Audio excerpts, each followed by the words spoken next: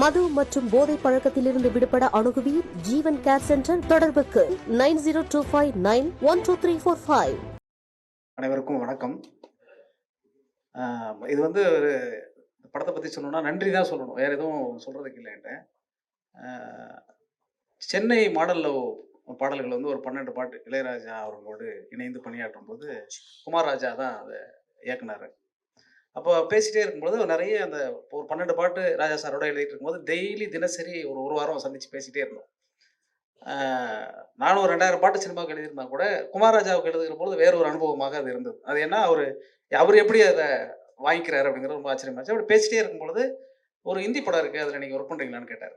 எனக்கு ஹிந்தி தெரியாதே அப்படின்னு சொன்னேன். இல்லை, தமிழ் படம் தான், தமிழ்லையும் வருது, மெரி கிறிஸ்மஸ் சொல்லிட்டு அப்படின்னு சொல்லிட்டு அந்த இயக்குனர் பேர் அப்படின்னு சொல்லி சொன்னார். நானும் வந்து பத்லப்பூருக்கும் அந்தாதவனுக்கும் வந்து மிகப்பெரிய ரசிகன். அது வந்து நான் எத்தனை தடவை பார்த்துருப்பேன்னு சொல்ல முடியாது, அந்தளவுக்கு எனக்கு ரொம்ப பிடிச்ச படம். அவரோட பணியாற்றணும் அப்படின்னாரு. அவருக்கு தமிழ் தெரியுமா அப்படின்னா, அவர் தமிழ் நல்லா பேசுவார் அப்படின்னு சொல்லிட்டு அவர் தான் அறிமுகப்படுத்தி வைத்தார். எல்லோரும் போலவே அவர் தான் எனக்கும் அறிமுகப்படுத்தினார்.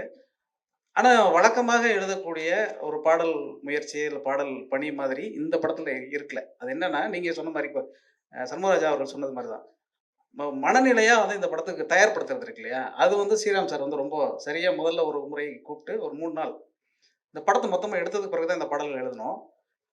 இது மொத்தமும் காட்டிட்டு இந்தந்த இடத்துல பாடல் வரலாம்னு நினைக்கிறேன். இந்த இடத்துல வரக்கூடிய இந்த பாடல் தமிழில் இதுக்கு முன்னாடி வேற என்னென்ன சூழலாம் வந்திருக்குன்னு சொல்லிட்டு பேச ஆரம்பித்தார்.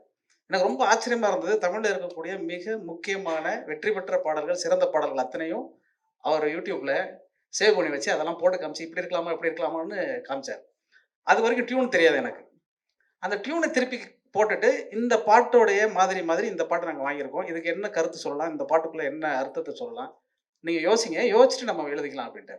எனக்கு இது வந்து ரொம்ப புதுசாக இருந்தது, ரொம்ப ஸ்பேஸ் இருந்தது, நிறைய நேரம் இருந்தது.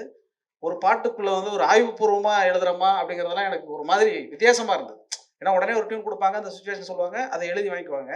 அப்படியெல்லாம் இல்லை. அவர் நீங்கள் சொல்கிற மாதிரியே நமக்குள்ளே வந்து அந்த கதையையும் சூழலையும் கடத்திட்டு நீங்கள் எழுதுங்கன்னு சொல்லிட்டார். அப்படி ஒவ்வொரு பாடலும் எழுதி அனுப்பும்போது சொல்கிற மாதிரி சரண் தான் மிகப்பெரிய உதவி புரிஞ்சார். ஏன்னா இந்த வரிகளை வந்து அவருக்கு தான் முதல்ல நான் அனுப்புவேன், அதை படிச்சுட்டு அவர் ரொம்ப அற்புதமாக விளக்கி ஸ்ரீராம் சார் சொல்லுவார். அதுக்கு பிறகு அதை இங்கிலீஷில் வந்து டிரான்ஸ்லேட் பண்ணுவாங்க. அதுக்கப்புறம் அவங்க வந்து சில சந்தேகங்கள் கேட்பாங்க. சந்தேகம் கேட்கும்போது தான் தெரியும், இது எளிதாக போய் சேராதோ அப்படிங்கிற ஒரு சந்தேகம் வந்து திருப்பி மாற்றணும். அந்த மாதிரி மெட்டுக்கள் முழுக்க இந்தியில் தான் இருந்தது. ஆனால் எந்த பாட்டும் இந்தி மெட்டுக்கு ஏற்ப எழுதப்படாமல் தமிழில் எழுதியே இசையமைத்தது மாதிரியான ஒரு சூழல் வந்து உருவாக்கின விதம் வந்து ரொம்ப ஆச்சரியமாச்சு.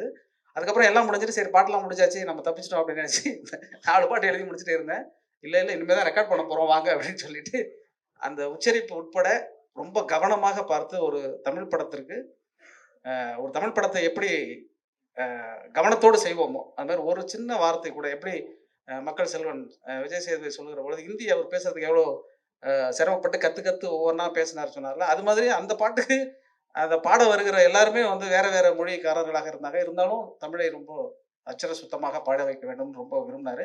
அதில் ரொம்ப ஸ்ரீராம் சார் வந்து எடுத்துக்கிட்ட கவனம் வந்து எனக்கு ரொம்ப ஆச்சரியமாக இருந்துச்சு. இசையமைப்பாளர் பிரீத்தமுக்கும் இந்த நேரத்தில் நன்றி சொல்லணும். அங்கே பாடல் பதிவின் போது சில இந்திக்காக அமைக்கப்பட்டதில் வந்து சில இடங்களில் வந்து தமிழுக்கு மாற்று வரக்கூடிய சந்தகமாக சிலது இருந்தது. அப்போ உடனே எழுதி கொடுத்து அது மாதிரி பண்ணால் ரொம்ப ஆச்சரியகரமான அனுபவமாக வந்தது. எல்லாவற்றுக்கும் சேர்த்து வந்து நன்றி சொல்லணும் அப்படின்னு சொன்னாக்க குமார் ராஜாவுக்கு தான் சொல்லணும், அடுத்தபடியாக ஸ்ரீராம் சாருக்கு. அதுக்கப்புறம் இன்னொரு சந்திப்பு இருந்தது. அதில் வந்து கிட்டத்தட்ட ஒரு 4-5 முறை மும்பைக்கு போயிட்டு வந்தேன் நான். உண்மையிலேயே வந்து விஜய் சேதுபதிக்கு மக்கள் செல்வன் பட்டம் கொடுத்தவருக்கு நான் இந்த நேரத்தில் நன்றி சொல்லிக்கிறேன். ஏன்னா ஒவ்வொரு முறையும் வந்து அறையிலிருந்து ஒளிப்பதிவு கூடத்திற்கு அழைச்சிட்டு போகும்போதெல்லாம் ஒரு டிரைவர் வருவாங்க. இந்த வர டிரைவர் எல்லாமே வந்து யாரை பற்றி கேட்பாங்கன்னா, sir Madras sir, Vijay Sethupathi sir, how sir, nice sir அப்படின்னு கேட்பாங்க. எங்களுக்கு இது புரியவே இல்லை. நான் அப்புறம் சரண் கேட்டேன், என்ன சரண் எல்லா டிரைவரும் வந்து விஜய் சேதுபதி பற்றி என்கிட்ட கேட்குறாங்க, நான் அவரை சந்திக்கவே இல்லை, அவர் எங்கே இருக்காரு? இல்லை சார் உங்களுக்கு தெரியுமா அப்படின்னாரு. உண்மையிலேயே மக்கள் செல்வனாக தான் இருந்தார். போகிற இடத்துல எல்லாம் ஓரளவு தமிழ் தெரிஞ்ச உடனே விஜய் சேதுபதி பற்றி கேட்டாங்க. அப்புறம் தான் கேட்டேன், என்னப்பா விஷயம் அப்படின்னா, இல்லை சார் ஒவ்வொரு நாள் ஷூட்டிங் வரும்பொழுதும் காலையிலையும் சாயங்காலமும் அவங்களுக்கு 500 கொடுத்துருவாரு, அதனால உண்மையான மக்கள் செல்வர் மக்கள் திலகம் மாதிரி அங்கே ஹிந்தியில் போய் வாழ்ந்து வந்தாருங்கிற செய்தி வந்து தெரிஞ்சிச்சு. அதுக்கப்புறம் ஏர்போர்ட்டில் வந்து அந்த டிரைவரை அனுப்பும் பொழுது என்கிட்ட கார்டில் பணமே இல்லைனாலும் போய் ஒரு ஏடிஎம்ல எடுத்து போய் அந்த டிரைவருக்கு நான் ஒரு 500 கொடுத்துட்டு வர வேண்டிய ஒரு சூழல் ஏற்பட்டது என்பது வந்து விஜய் சேதுபதிக்கு நன்றி சொல்வேன். போகிற இடத்தில் நல்ல பேரை வாங்க வேண்டும் என்கிற எண்ணத்தை தாண்டி உள்ளன்போடு அவருக்கு இருக்கக்கூடிய அந்த கருணையும் அன்பையும் புரிந்து கொள்ளக்கூடிய ஒரு வாய்ப்பாக இந்த படம் அமைந்தது. எல்லாவற்றுக்கும் எல்லாருக்கும் நன்றி. மது மற்றும் போதை பழக்கத்திலிருந்து விடுபட அணுகுவீர் ஜீவன் கேர் சென்டர். தொடர்புக்கு 9025912345.